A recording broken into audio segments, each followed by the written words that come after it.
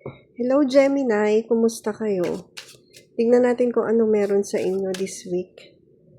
Anong message para sa collective Gemini this week? Kung gusto mong magpa-book ng private reading, message mo lang ako.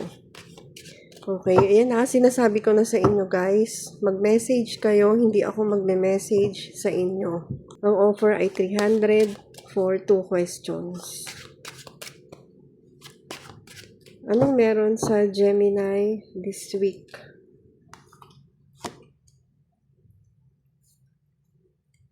Hindi ka sigurado? Pero lagi mong iniisip to at parang gustong-gusto mong gawin. Ano yun, Gemini? Hindi ka pa makadecide. Activity? Meron kang activity na gusto gawin na feeling mo magiging masaya ka. Pwedeng related to sa mga kakilala mo sa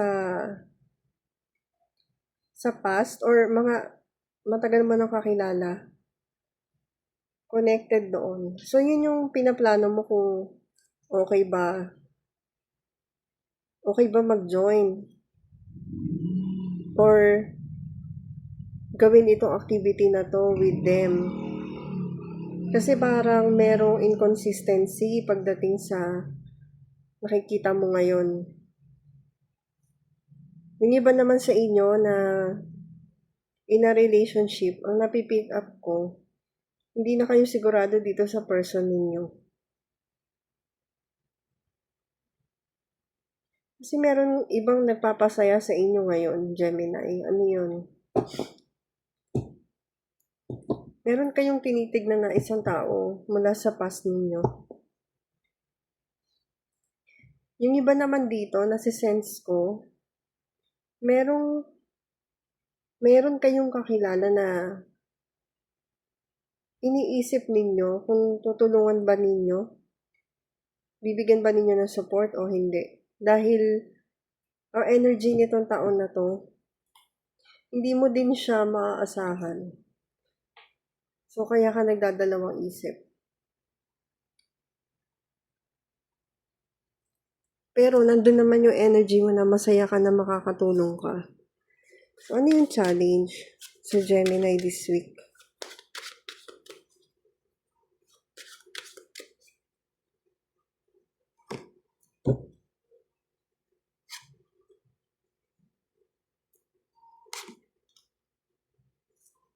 Challenge sa Gemini.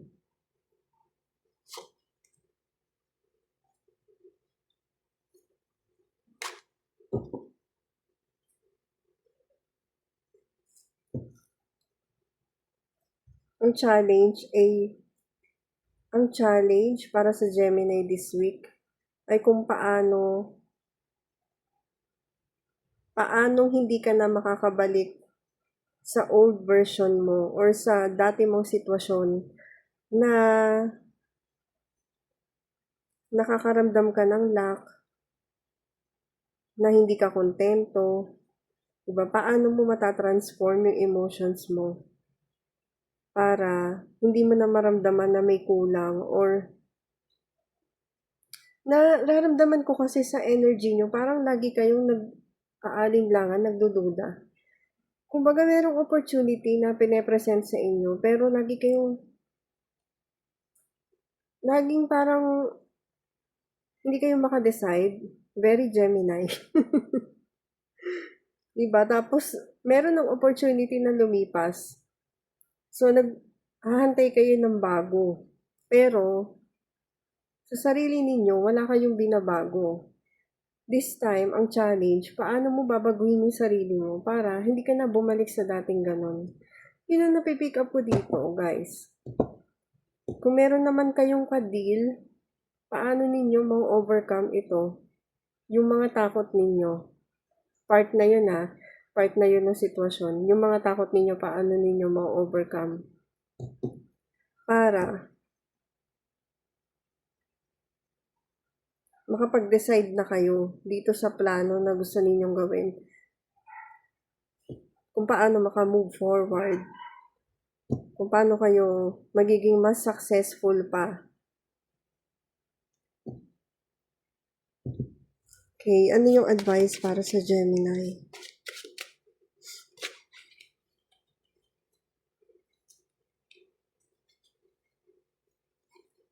Wow, nagwi-wish ng paldo ang mga Gemini. O, di ba? Ino-overthink nyo lagi kung paano kayo papaldo.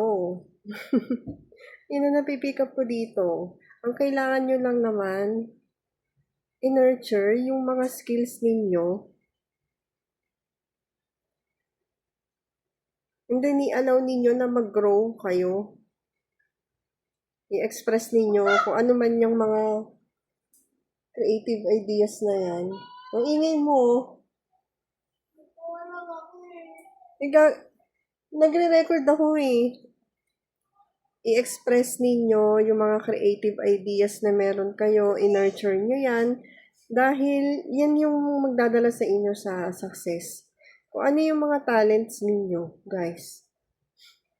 So, kung nagwi-wish ka na gusto mong pumaldo, huwag mong daanin sa pag-overthink.